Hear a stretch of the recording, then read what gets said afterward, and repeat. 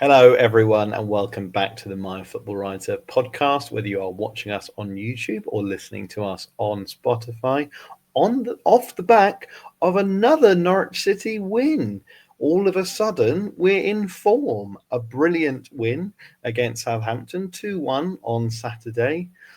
Philippe Clement is finally clicking with Norwich City. So all things exciting. We're not going to have a depressing podcast where we pick the bones from a defeat. We've actually got exciting, positive things to talk about for once. It's quite bizarre. But before we go into that relative positivity, Will, Henry, how are you both? And are you prepared for Christmas? Are you excited for Christmas?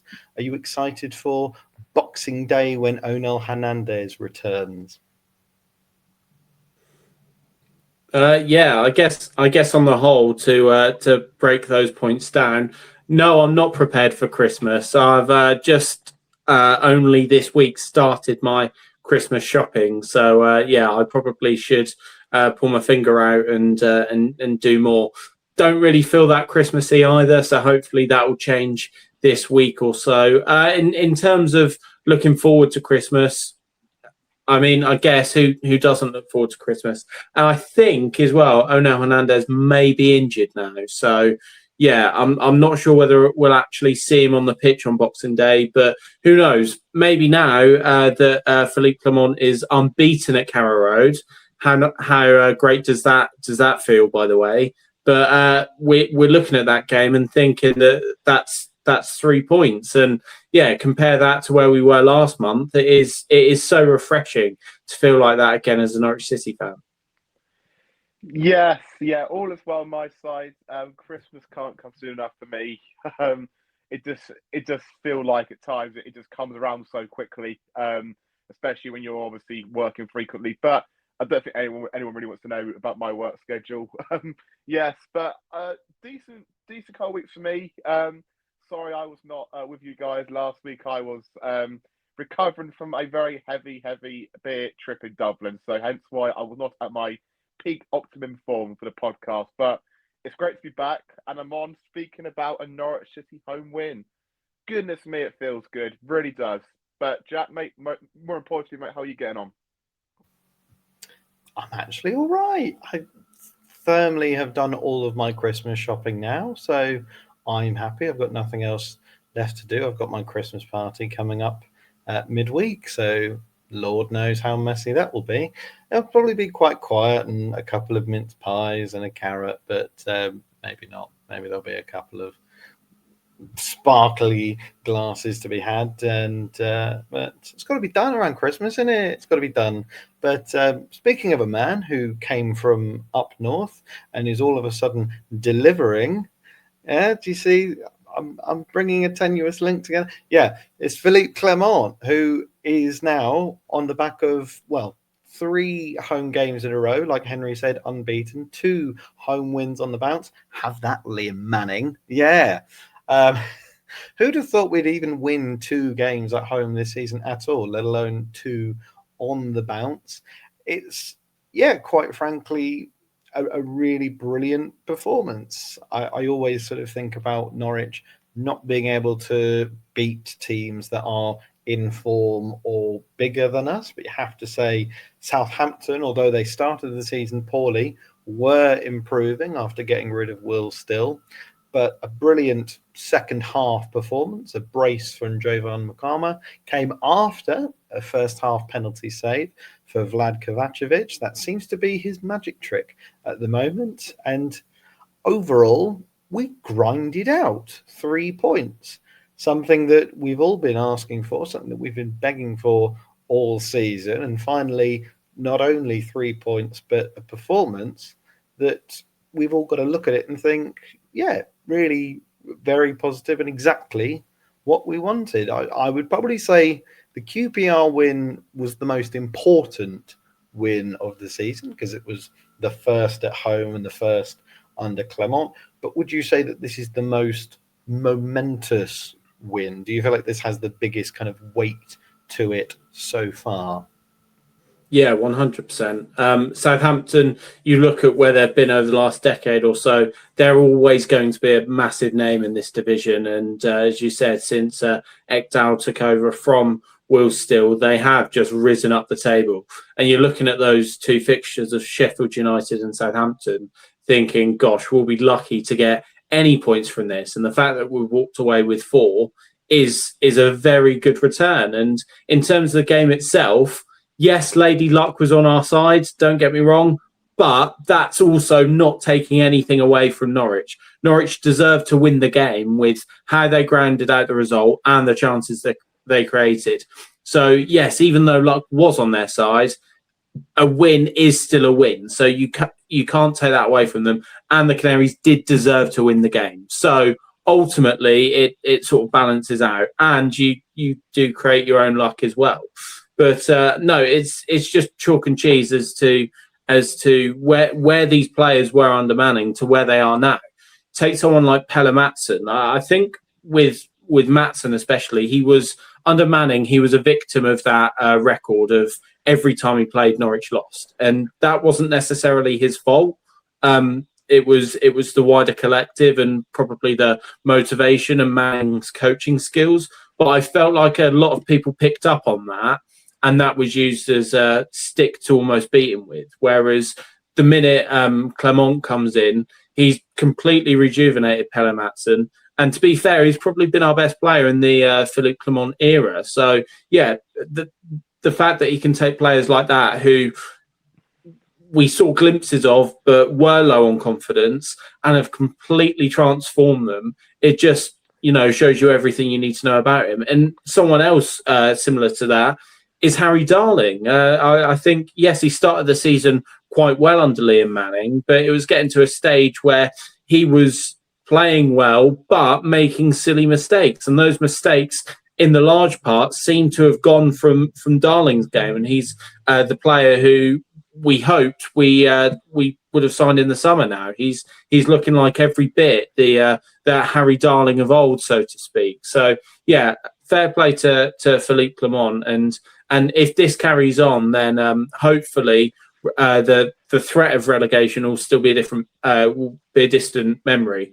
The reason why I'm saying hopefully is because, in my opinion, we still found a way to concede a really poor goal, and that's Vladan Kovacevic in a nutshell. Really, in terms of my opinion, he's great at the shot stopping. And there was one time where he ran out to get the ball, and yes, it resulted in a Southampton shot from their own half, which could have caught him out. But he made the right decision to come and get the ball. It's the clearance that maybe should have he maybe should have done better with. But that sort of decision making, it's fine. Yet you look at, say, like Manning's shot that went in. It was near post, quite far out. There's no way that should have beaten him. So the minute we cut those silly mistakes out, this team will flourish and thrive. But yeah, whilst there's still those mistakes in our game, there will be lingering doubts as a pessimistic Norwich fan. But no, hopefully under Clement now and with the confidence building, then a chapter would have been turned. Yeah, I agree with everything which you said there, Henry, and you as well, Jack. I really thought that win against Southampton was a real statement win for us. And to be honest with you as well, I probably would even take it a step further in terms of the extent and how impressive the win actually was. Because I would probably have to think back maybe 18 months ago, maybe the last time we actually played Ipswich at home, like the last time Norwich won a game against a very, very good side. I mean, you think under the JHT reign, although there was plenty of promise and there was so much good performances there, albeit they weren't continued for a long period of time, I felt in terms of the teams we beat in that season, there were a lot of teams who I thought were quite inferior to us. But I definitely think the game against Southampton, they were the clear favourites. They had much better quality than us, and they were in much better form than us. And to us to do that, I think that is really, really huge and also powerful for the players as well.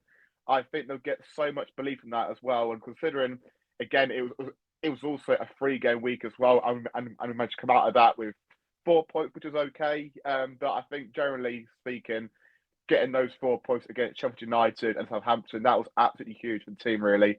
And they could take huge confidence within that. And I think the most important thing for me right now is that Norwich aren't playing like a team who are destined to go down. I think they're playing easy probably right now, especially in the last 2 games. A team who are probably playing at a top half level. But again, the big challenge for Norwich is okay, how do we sustain that? Because the festive fixtures are so demanding, they're grueling, sorry. And it's how Norwich can keep that form going, and that's what's going to get us out. Because you look at how kind of cut adrift we are in terms of points tally. Like, if Norwich are to get out of this mess, they're probably going to have to go probably within playoff form, or maybe just a bit below. So that's really important. They got some wins, but I think it's also really important as well. And I think Clement also highlighted it as well.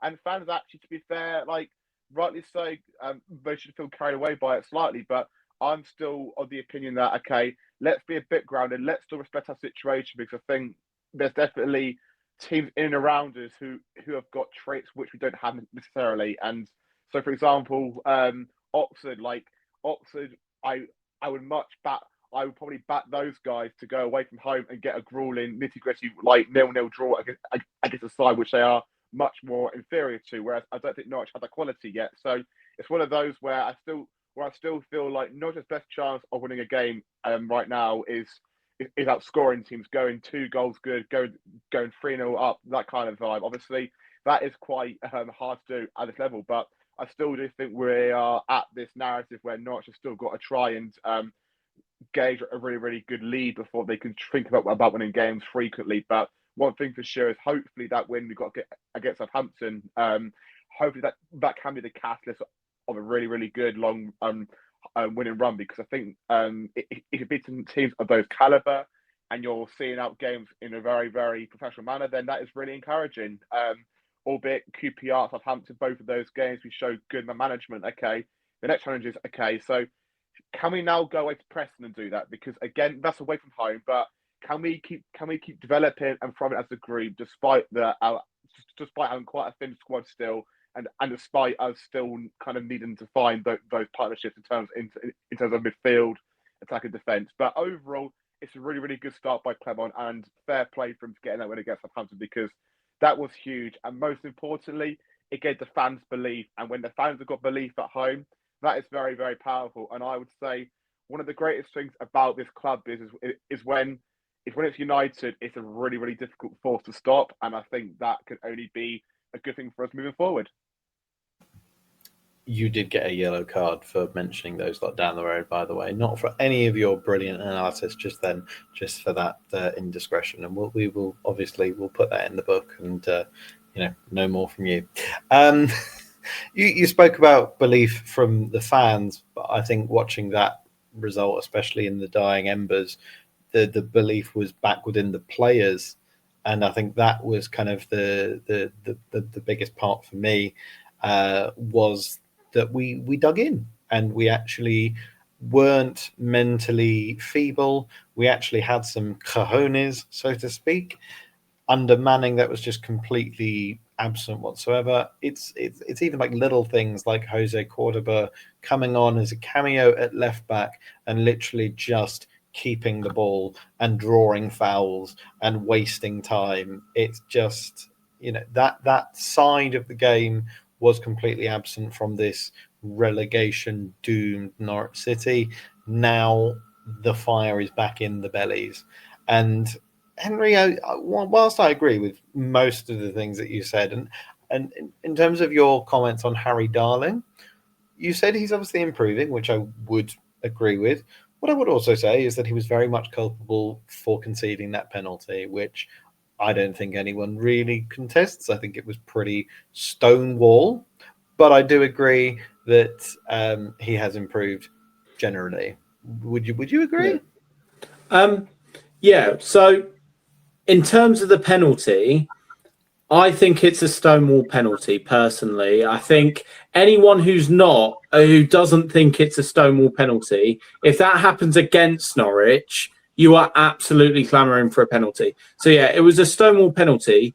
But I'm really pleased that Darling made that challenge anyway, because if he stands off, even if the striker misses, if he knew that he could have potentially had an opportunity to get the ball and just doesn't for the fear of giving away a penalty, that is bad defending. No matter like what way you see it at all, that is bad defending. So the fact that he's gone for it, yes, he was late, yes, it was a penalty, but I'd much rather him do that and concede a penalty than not give away anything, than not try at all, and they go and score, say, for example. So, yeah, I think on the whole, I probably do agree with you. Yeah. And Go on, Will. Yeah, mate. Sorry, Jack. I think the thing to say about Darling as well, I think what's been a real catalyst in terms of this kind of positive form for us as well, it's actually not maybe been like Darling in particular as such. I think it's more so the partnership of McConville and Darling. I think it started against Oxford at home and it carried on against QPR, albeit as well against Watford. Maybe that wasn't a great example to kind of demonstrate the point I'm trying to make here, but it just does feel like Norwich have found that partnership now right in the heart of defence, and that's really, really important because throughout the season it's been chop and change, and Darling's had to adapt and cope with so much different centre-half pairings, and I'm just quite happy for him mainly, but also as a club really, where we finally found that pairing it feels like of Darling and McConville, and I think both of those guys have shown enough in the last 3 games, albeit let's be honest, they haven't been perfect as we have conceded quite a few goals in the last 4 games. So defensively, we are still vulnerable. But I think what those two have brought as a pairing is confidence and a bit of belief and a bit of almost reassurance to the goalkeeper and the midfielders that actually these two defenders are really, really competent, and we can actually use these guys to try and build from the back, but also make some really important tackles as well. I think it's a fair point to say that if Philippe Clement would need to focus on one area of the pitch, defence is obviously the main part. In terms of the attack, I think you could just put Josh Sargent and McCarmer and Kviskor up front and they would score for fun. It is exactly like you're saying, Will, in terms of us going into games and actually trying to win them. If we're conceding 1 or 2 every game, we probably need to now be scoring 3 or 4 in order to get any wins at all. But speaking of our attackers, obviously a huge focus on the player who got the 2 goals, Jovon McCarmer. He absolutely slapped in the first, and I mean his form, it's so good. I can't put my finger on it necessarily, but I think in the absence of Josh Sargent, who was had his concussion against Sheffield United, McCarmer coming in as kind of the main striker. Do you think he handled it well? Yes, very much so. 100%. He, I mean, we have so many players like Pelle Matson, or even, yes, the mistake for the goal aside, Vladan Kovacevic, who played really well. But Jovon McCarmer was by far and away the best player in yellow and green, and his 2 goals were expertly taken. Like I said, bit fortunate for the second goal, but of course you create your own luck, and I'm over the moon for him. And I was thinking about this earlier. Obviously, Philippe Clement has elevated basically every player, I'd say. But Jovon McCarmer, he's elevated, don't get me wrong, because he scored a brace at the weekend. But he was already, I think, at quite a steady level under Liam Manning. Yes, Norwich were on a bad run of form, but when he was given the opportunity, he was scoring a goal a game, it seemed like, from when he was in the starting 11. And when he wasn't in the starting 11, sometimes he was coming on and contributing as well. So I think for me, if you're looking at it now and you're looking at the drawbacks and the strengths of players, he'd probably be getting my vote for the Barry Butler Trophy at this stage. Like, because genuinely, he started the season well, and if he carries on like this with consistent form, then the world could be his oyster. He's already tied with Josh Sargent in terms of league goals for the club this season. So, yeah, who knows? But at the minute, he's probably been the most consistent performer for Norwich City this season. Yeah, I think he's definitely been up there in terms of players of the season so far. I think what I like about McCarmer so much is that he's such a unique profile, and I think what I almost mean by that, it feels like, especially over the last 18 months in particular, Norwich have opted to buy wingers who like to cut inside all the time. But when McCarmer plays out wide, he kind of gives you vibes of like an old flashback winger to an extent where like he'll almost like look it forward and just go bar line and try and get crosses into the box early. Like, I love this mentality in the sense where he's so direct, he wants to take players on, but also as well, he's got that knack and that almost IQ to score those really important goals in the right areas, and he kind of knows where to be as well. And I was really actually intrigued by one of his quotes post game actually at the weekend, where he said that that's one area of his game where he's tried to really improve on. But for me, it's actually felt like my like almost inference before was that maybe that was probably one of his strengths already, because he was doing it so frequently for us. I mean, I think one of his early goals against, I think it was either Wrexham or Swansea away, like, we could see a striker there, or more so an attacker who's on his feet constantly and is so alert to trying to get those really important goals in the penalty box, and that is really important. And I also thought back to last season as well regarding McCarmer, because I think if Norwich signed McCarmer last season, and one of my main points last year about Norwich in terms of our attacking threat and almost our limitations was that I felt Norwich lacked a profile where they could take a man on quite convincingly, and they'll just direct, and they're powerful, and they're quick and strong.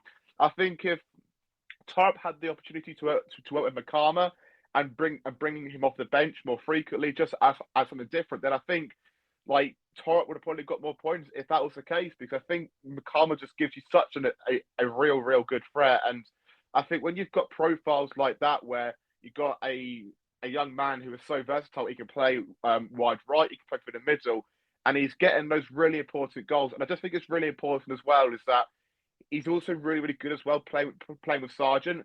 And I think that's really important, because although McCarmer probably isn't the most flashy wide player in terms of that, the biggest currency in football is goals, and what Norwich need right now is goals, and that is what he provides you. And just almost having like a player in like the attacking midfield positions able to almost score really important goals, and they almost have that trait where they're just so good in front of the goal. Having that as well as Sargent is a real big plus for us, and I'm really excited to see how that could blossom going into the second half of the season as well. So I just think his profile's really interesting. I think it's great, and he had such a point of difference for us in terms of attack. He allows us to go long. He allows us to kind of playing behind as well with his speed and his dynamism and power as well. So I just like his mentality. I like his attitude, and he just reminds you of like a old flashback winger to an extent, such striker where they're just so powerful, they're quick, and they just want to try and torment defenders. And that is a really dangerous threat to have, especially in this league, because I think many teams, as we've seen so far, they struggle to try and contain him, and long may it continue. I think what really excites me the most about McCarmer is the sense that he is both raw but effective. And I think with a lot of his goals that he scored, perhaps not the volley against Oxford, that's probably the cleanest hit that he's had with us so far. They've all been quite sort of clumsy finishes, and he's seemed quite unsure on his feet. Yeah, like you say, Will, there have been moments where he's just grabbed the ball and bombed forward and gone past defenders. So he's clearly got it in his locker. But yeah, he doesn't strike me as sort of really and raw. I think with his feet in the box in terms of his finishing. He can't really win many headers in terms of attacking or just kind of in general play, which is very surprising for a player who's 6'5". But that's almost what's so exciting, is that he is scoring goals, he is effective, but that side of his game is to come. Those are all things that he can improve on. Being 6'5", he doesn't need to grow taller. He's already that high. If he learns how to actually get his head on the ball, we've got an asset on our hands, and potentially we're talking about a scenario where Josh Sargent might not be here into the next half of this season, probably definitely into next season. Would we then be looking at a scenario where we have little Chris Goran starting and then Makama coming off the bench? Or maybe it turns the other way around. But I find myself looking at this deal to grab him from Lincoln for, what was it, £1.5 million, £2 million, compared to another striker that we have who's a similar age, who we signed from the Polish league for about £9 million. I think the Karma's has got the same number of goals as Cernach now. I don't want to be making these comparisons, and I don't want to drag Cernach down whilst he's injured, but it really does prove a point about how well he's done in comparison. And that Barry Butler shout, it's not that ridiculous. If we're not even halfway into the season and he's got 6 goals, what is that? It could then go on to be 12, 13, 14 goals. A 14-goal season is pretty decent at this level. But another player who had a shining moment in the game in the first half, perhaps not the second, as Henry alluded to, Vlad Kovacevic and his penalty-saving heroics. He did it at Fratton Park, and now he's done it at home for his home fans to celebrate. As soon as I saw him save that penalty fantastically from top championship scorer Adam Armstrong and in form forward at this level, as he always is, the moment that I saw him pull off that save, I knew that he would then go on to concede something silly, because that's just Vlad, unfortunately. That is just... and it really hurt me to see that really, really stupid goal. But could you argue that there was, a player down, his line of vision? No, as Henry alluded to, it was a very, very stupid goal for him to concede. But it really is quite an enigma, because we clearly have a talented shot stopper on our hands, especially when it comes to penalties. Do you think this penalty save is one that can almost kind of boost his confidence? Because we've definitely said it in podcasts that have gone by, that his goal conceding at the moment is costing us points, is costing us results. Do you see this as a step up for him, or do you think it's just kind of one of those where it's like, right, next time we concede a pen, we'll be fine?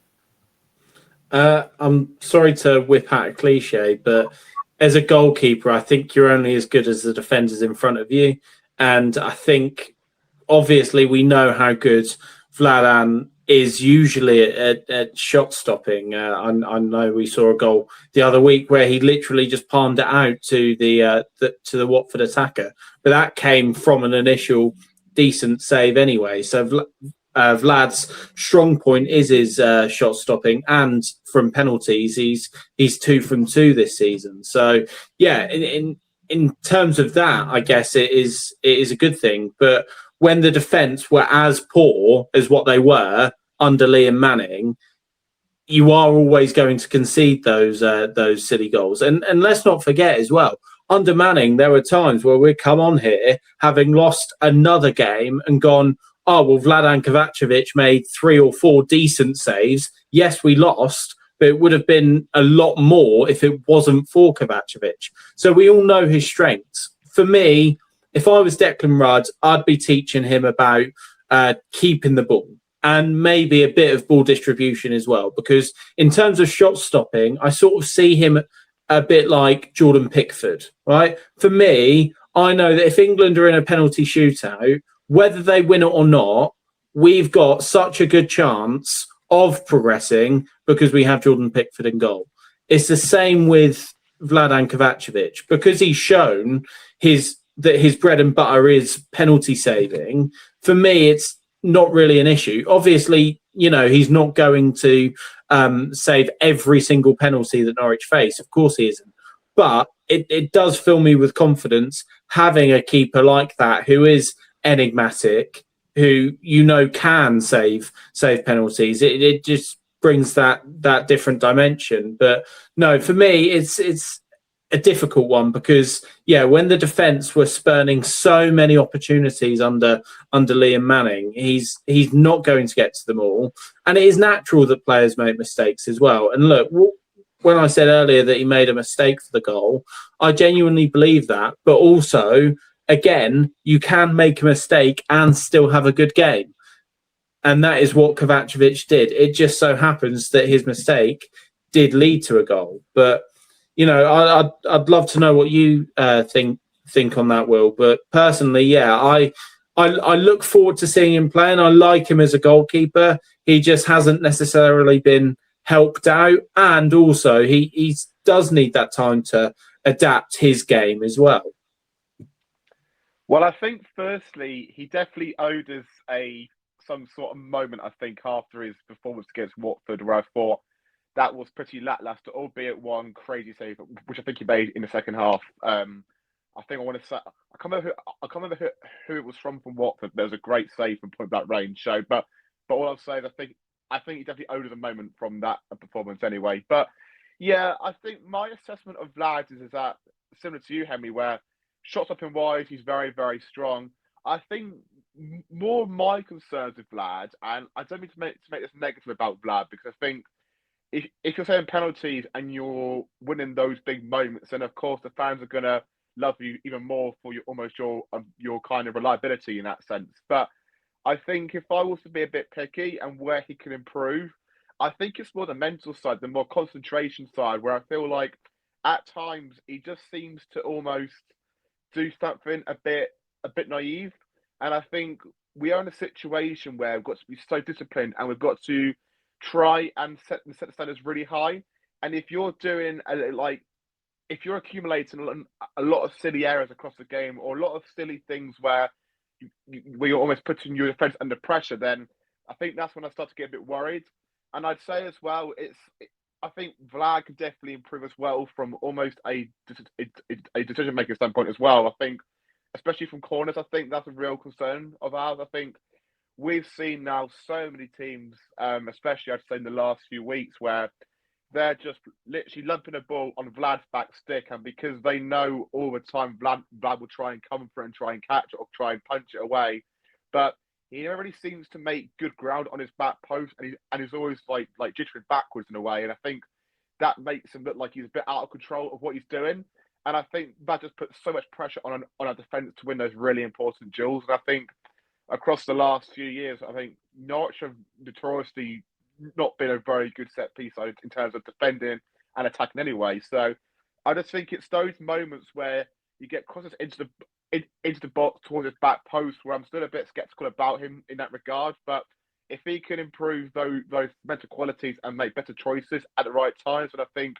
his stock's going to go really, really high in the game. But overall, as Henry said, I mean, you can't fault him during those big moments. He makes brilliant saves in really critical moments of the games. And if Norwich do survive this season by the skin of our teeth by 3 or 4 points, then I definitely think a few Norwich fans, including myself, might have to earn a few beers. All I'm saying is we could potentially win the FA Cup without scoring a goal if we just take every game to penalties. Just imagine, Vlad just saves every single one of them, and we just Panenka every single one of them.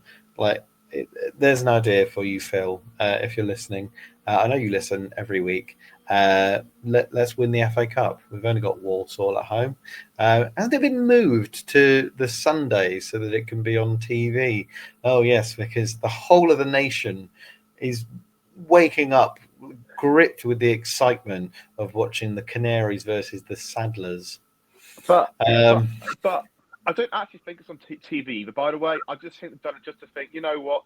Let's just be absolutely miserable people. Let's make those poor Walsall fans, who I'm sure bring good numbers, let's make them just travel on a Sunday, because why the hell not? But all I will say though, Sunday is an absolutely great time of the week really to get to get down to Fat Cat and have a few beers. You see what I've done there, Jack? I thought I'd help you out a little bit, as I feel like you're always kind of carrying us with the little interlinks with a Fat Cat. So I thought, if we can get more people in a Fat Cat for an FA Cup fixture, got some new audiences hopefully going to the game. That means hopefully more revenue and customers for our fantastic sponsors, the Fat Cat and Canary. Well, you stole my thunder. I was about to make a pun about Vlad jumping off his line, springing, energetic, athletic, like a cat. No!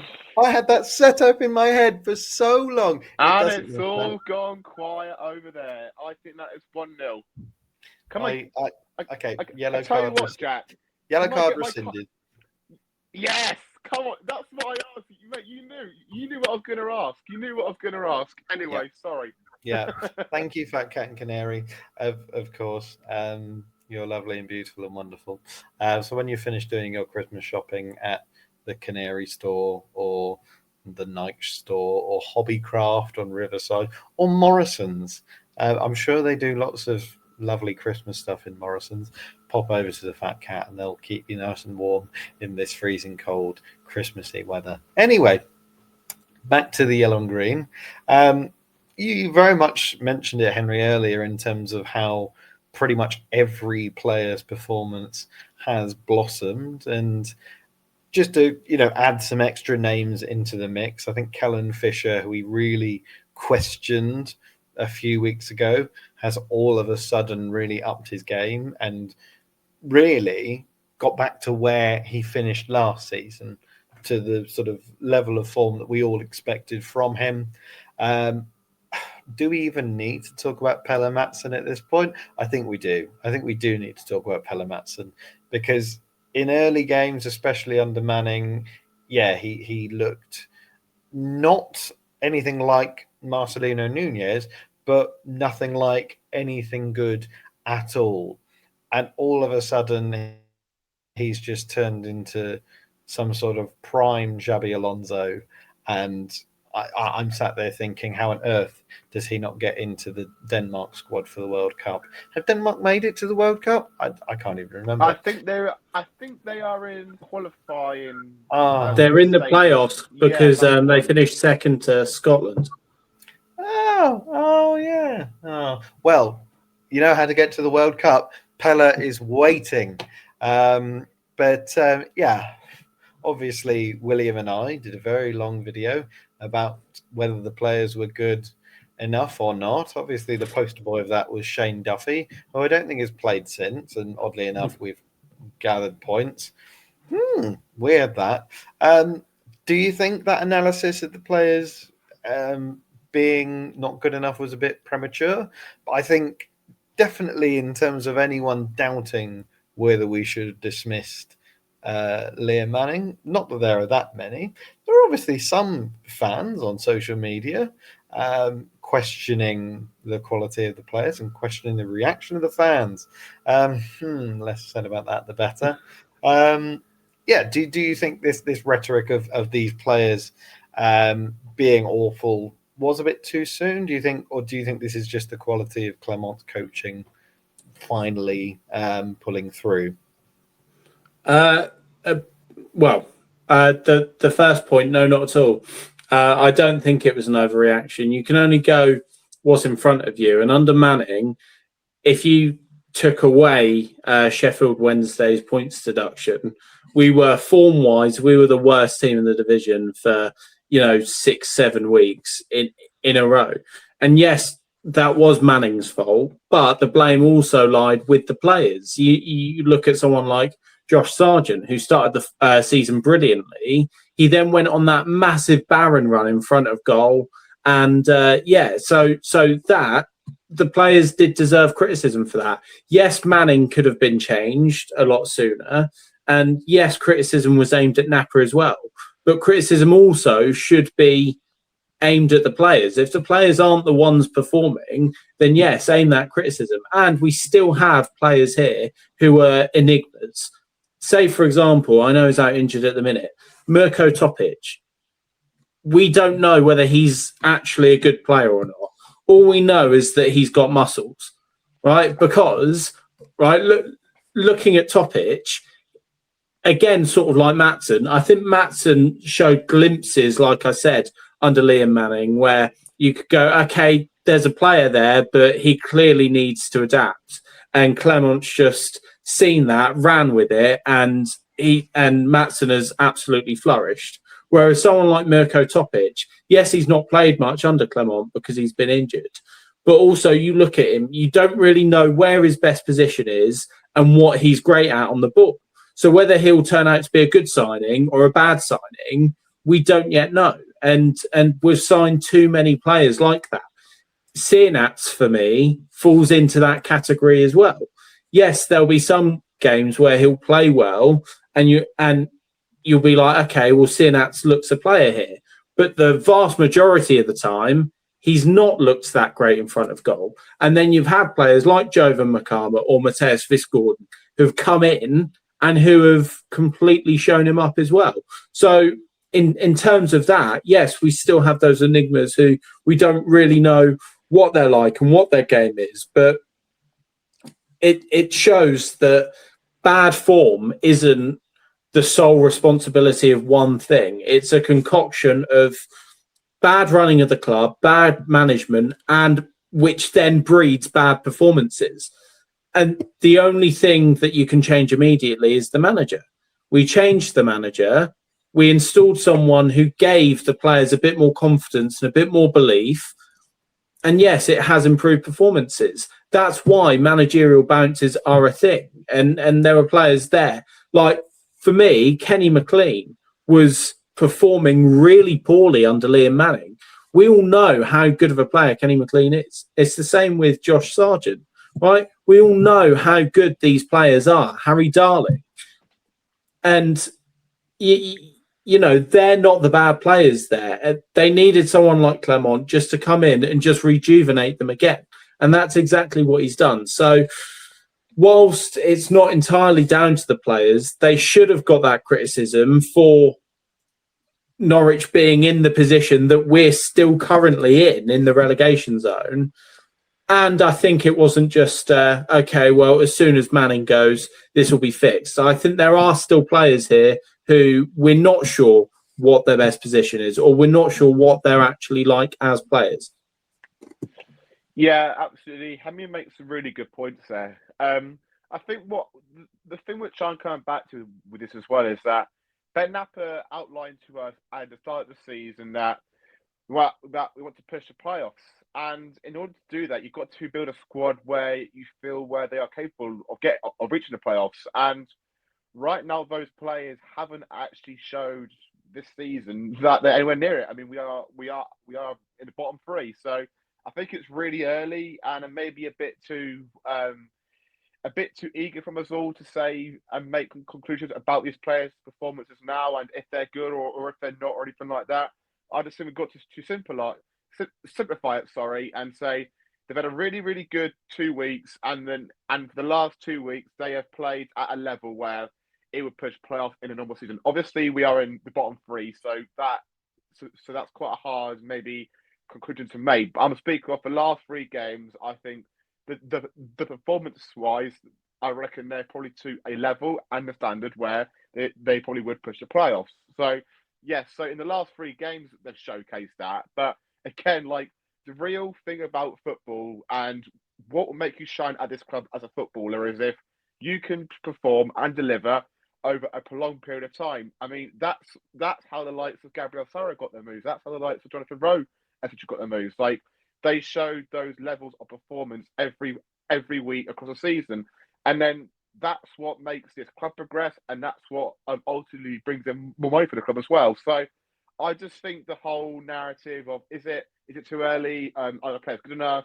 It's just sorry to say because right now we are in a predicament where it's a bit too arrogant to say are these players good or that, because I feel like we're so far cut adrift at the minute. It's been a good start, but let's see where we are come June, and kind of let's see if those players can ultimately go into next year and try and perform to a level. I mean, who knows? Like half of this squad might even be gone if we go down. So football's a very interesting game. It's got so much ebbs and flows, and it's so cyclical as well. So let's see what happens. But going back to your first point, Jack, about did the fans go too early in criticising the players? Absolutely not, because fans should judge, and rightly so, what they see at that exact moment of time, because that is how you judge a football team ultimately.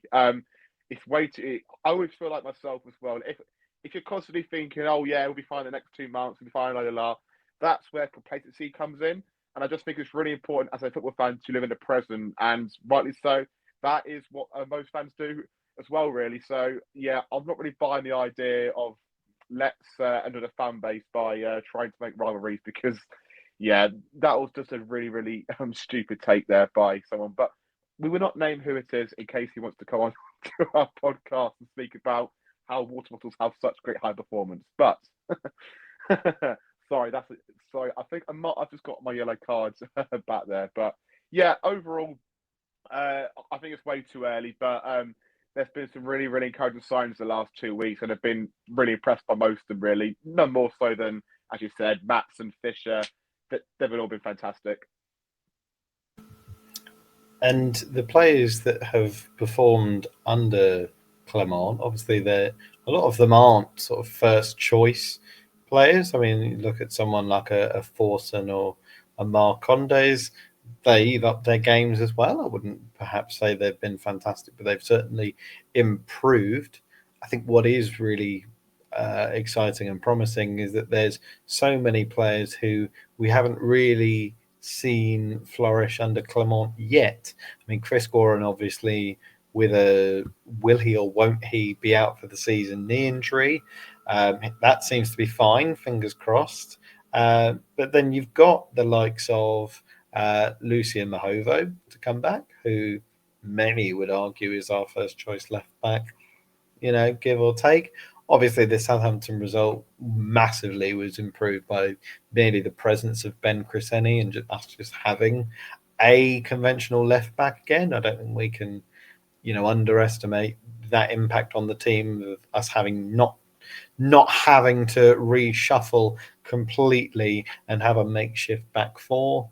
But yeah, Chris Goran, Mahovo, and Diallo as well, one that will come back at the end of January. All of a sudden, if we keep, a lot of the players fit, we could have a much healthier and, a much deeper squad from which to pick from. So all very exciting, and lots of potential, lots of players for Philippe to, I was going to say sink his teeth into, but he's not a vampire. I know he's Belgian, but he's not that weird. But players for him to work with. There we go. You spoke, Will, about how far we are from relegation. When I look at the table, we're 3 points from safety. I think we're level on goal difference with Portsmouth, I believe. Obviously, they have, I think, a game in hand potentially. All of a sudden, this talk of sort of being cut adrift, it is still in existence, but it's perhaps not as drastic as we first thought. And one loss in 5, all of a sudden, I said it at the top of the podcast, without jest, are we in form? Like, is this happening now? Are we on this slow road to safety, or do you think one poor performance against Preston could just reset it all, basically? Yeah, absolutely. And I think when I feel with Norwich at the minute in terms of our main strengths as a group, I think it is the last 2 weeks. It has been our home form. I think it's been really impressive, and I think we've showcased a desire to be so proactive and aggressive. And I think again, I think we haven't even spoken about how good we were on the press against Southampton. I thought you were absolutely outstanding. I've never seen such an ambitious and a Norwich side that wants to be proactive on the ball. So I was really, really impressed, especially in that regard, in terms of that. But again, as I say, how are we going to try and showcase that against Preston? Because again, they are a side who are in form, a real good, honest team who have got 11 players there who are in a very, very good moment, and they're all playing so cohesively. It's about how can Norwich try and disrupt that? I reckon it might also be similar to the Watford game, where I feel like we might play a bit more direct and try and catch them out in that regard. But it's just for me, how can we keep on making these next steps? And I don't know about you guys, but for me, I'm not really looking. Obviously, I'm looking at the table because that would be me lying. But I'm more thinking about, okay, how can we get 50 points, and are we on track to get 50 points by certain game weeks and stuff like that? So, for example, let's try and break it down. Let's try and get I don't know, 4 points out of the game against Charlton, and so 4 points out of Charlton and Watford. So get 3 against Charlton and then 1 against Watford. That would be considered progress, and I think that should be the way how we approach it, because ultimately, I don't know if you guys have seen some of the fixtures, but I think for context, next week Charlton play Oxford, and that feels like an absolutely massive game down below. Exactly. And again, the thing is, like, we've had a real good win against Southampton, but the issue is, like, if Oxford get a win away at Charlton, then we are again probably back to square one again, where we're probably defending where we're trying to catch a 5-point tally to an extent as well. So it's one of those where the league is so ever changing, and I'm more thinking about, okay, how can we try and acquire 50 points as that's what will keep us up. I think we've got the talent and the potential in the group to do so. It's just about taking it a game at a time, respecting our opponents, and just take it a game at a time, and just try and pick up points where teams aren't, if that makes sense as well. And I think the game last week, obviously, Southampton was really important for us because Oxford did lose their game as well. So more of those sooner weekends, please, Norwich, because that would be massively appreciated, especially by myself. But yeah, Preston's going to be a real tough game. And again, it's how can we apply those performance levels at home to away from home? Can we show that same bravery? Can we show the same intensity? And I really do hope we can now, especially as we've now got some more confidence in ourselves. Yeah, I think we'll hit the nail on the head there. If Norwich are in this form, and since the start of the season, and we're sitting, say, 12th, 13th, between 6 and 8 points clear of the relegation zone, then you could almost be complacent of, oh, well, we won't get relegated. This season, we cannot afford to do that, because once complacency seeps in, then that's when we're then on the back burner again.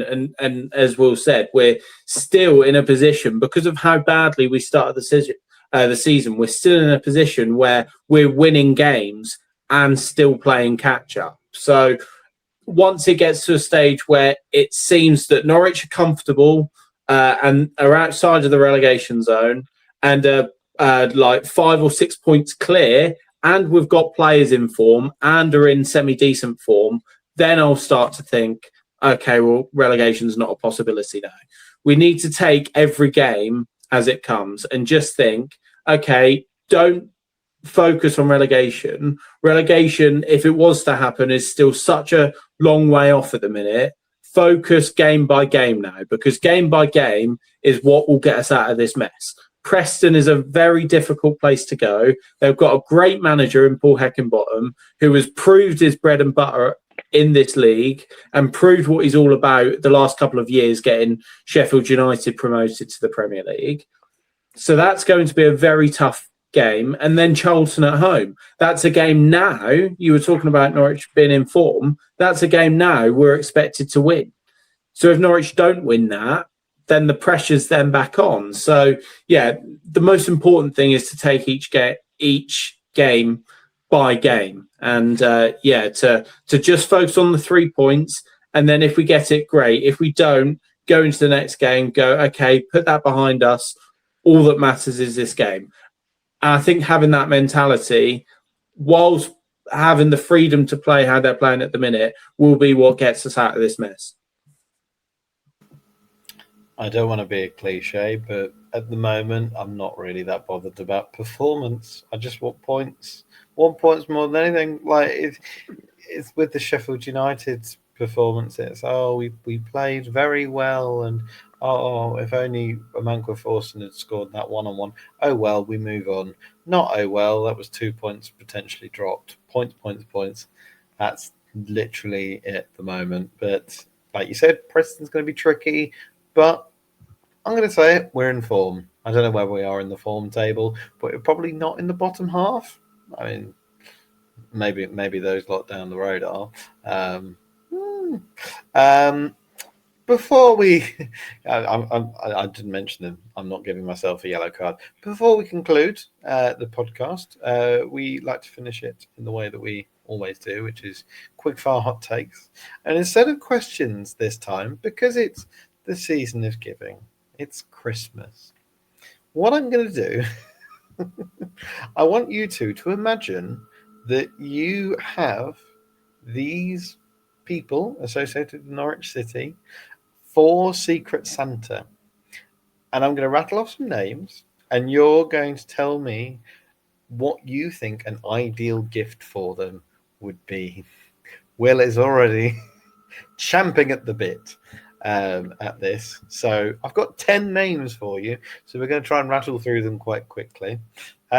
First person associated with Norwich City who you have to buy a Secret Santa present for. I'm not going to provide a budget. You can. This isn't real. You're not actually doing it. You're not actually committing to buying anyone a gift. What do you think they would love at this wonderful festive period? Josh Sargent.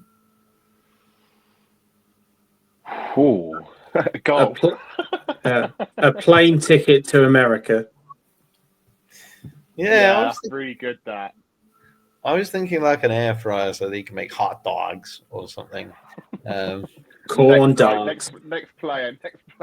Corn dogs. Yeah, true. Kenny McLean. Ooh, I know what I'd love to buy him. A tartan kilt. I'm sure he's probably got one of those. But yeah. If I had some money and if I could turn myself into an institution, I'd buy him a statue and I put it right in the middle of Hampton Park, and because he was the one that created that massive moment for Scotland, so I'd get him a statue. And just Kenny's Kenny, right? Like, he's just ever present, ever reliable, and I feel like with Kenny, he get also actually as well. Let's get him a medal, because over the last 6 seasons, he must be put on after defeat for a press conference at least 8 times a season. So I think also a medal should also be where we shout. Yeah, I was thinking give him the keys to the Mad Dog distillery. He deserves it. Or the actual proper title of Mayor of Norwich rather than the fake one. Third player, person, because plot twist, they changed a little bit down the list. Number 3, Timu Pukki. I'd buy him an actual goat. Yeah, fair. Oh, I feel really, really, really mean here, because he was such, as Henry said, a goat for us. But if someone could just get him like a leaflet about how to almost go about getting a hair transplant potentially. Oh, I know, that's I feel harsh. horrible. I know, because he was a goat, but let's be real, it was a poor bit of hair, wasn't it? bless him. Well, Grant Hanley's hair cutting skills are definitely, not the best, but yeah, maybe it's the follicles themselves. I was thinking of getting him one of those really just thick, woolly jumpers. Obviously, like, he's Finnish and he probably has loads of them, but I don't know. I feel like he would rock like a big fuzzy turtleneck or something like that. On his birthday, Emi Buendia. So I'm effectively having to buy him 2 presents here, aren't I? Well, yeah. No, you could just... I'd get him a replica of the World Cup, as he wasn't in the squad 3 years ago. I would get him the most aesthetical painting. I'd get him a because Oh, he's a work of art. Yeah. No, I think stress ball, or one of those, like, do you know those alarm? Go on. I thought you said something different there, Jack. I'm glad you went with Oh, stressful. repeat it. What do you think, Henry? I thought Jack said stripper. I was like, okay, what? If that's what you want, Emmy, it's your birthday. Fifth person associated with Norwich, Harry Kane. You're responsible for getting. I would buy him I'll buy him the actual World Cup. The actual World Cup. I would probably buy him his match pack card from his season in the Premier League with us, because it's just quite nostalgic, isn't it? Yeah, I'd buy him some bubble wrap just so that after every game he can just, cover himself in it right up until the summer. Because if we go into that World Cup and he's injured, I don't know what to do with my life. Sixth person, Mbakani. Oh, I'd just get him a DR Congo flag, to be honest. Oh no, I think we've got to think a bit more deep about this one, because his chant was fantastic. So I think I'd get him a DJ set. Okay. Because Mbakani quite literally was having a party. Yeah, I'd get him an English dictionary. I don't know if that's mean. Slightly, but I'll play on. We'll play on. Delia Smith. You can't re-gift her one of her own books. Definitely not alcohol. So basically, because she's a chef, and my uncle always recycled a famous Chelsea chant about Delia Smith, I'd get her some celery. Oh no, not that chant. I know the one you mean. Go on, Henry, that's brilliant. Yeah, and you know what, Henry? I'll also buy us a celery. So we'll get 2 celeries. To be fair, I was thinking of something, but it was really, really mean, so I can't say or divulge. I was going to say some mulled wine, which you said no alcohol. I don't care. From one Smith to another, Dean. A tactic manual will be helpful.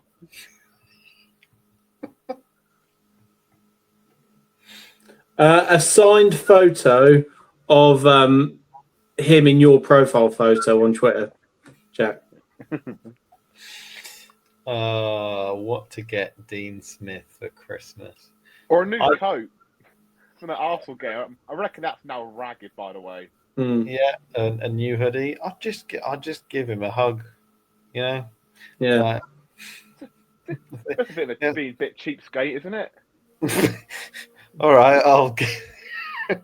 Wait, he's from Birmingham. What are they like in Birmingham?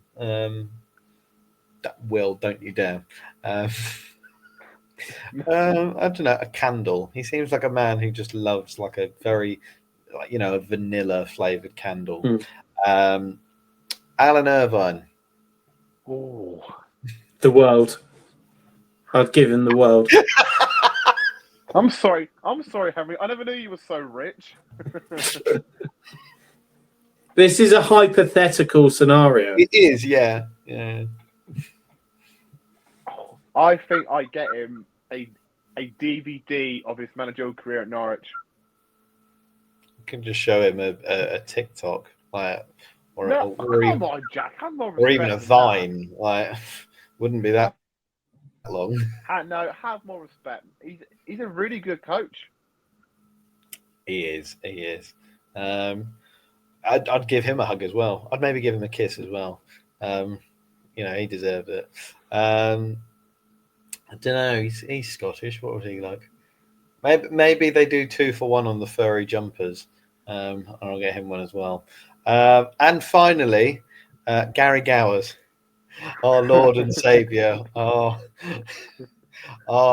MFW overlord. What would you get Gary for Christmas? I'd give him the world as well. Yeah. It's easy, mate. For Gary, he he is the one which keeps us all going. So you know what? For me, that deserves crown status. I'll get Gary a crown once I'm hopefully a millionaire. And I'm speaking as well, real diamonds, everything like that. I was going to sing a little song about Gary, but I will not let that be made public on YouTube, as that might get clipped up. Yeah, maybe leave that I wonder one by for... who though, because that'd be really interesting to see who might clip that up. Maybe me. Who knows? I'd get him one of those massage sofas. You know those ones, the big ones where you're like, I just feel like, that would be his type. That'd be for you as well, Jack, wouldn't it, mate? The amount of time you spend sitting on the sofa. Sky Sports Plus. Oh, there we go. Yeah, brilliant. What would you get, Delia Smith, for Christmas? Would you get Alan Irvine a fluffy jumper? Do you think Gary Gowers deserves the world? Let us know in the comments. Obviously, like this video, subscribe. We appreciate all of your lovely support as always, and yes, thank you for watching. This has been episode 57 of the MyFootballWriter podcast. Philippe Clement's fingerprints are all over this Norwich City's team, but perhaps Makama's fingerprints are all over the match ball. Thank you so much for watching. We will see you again for our next video very soon.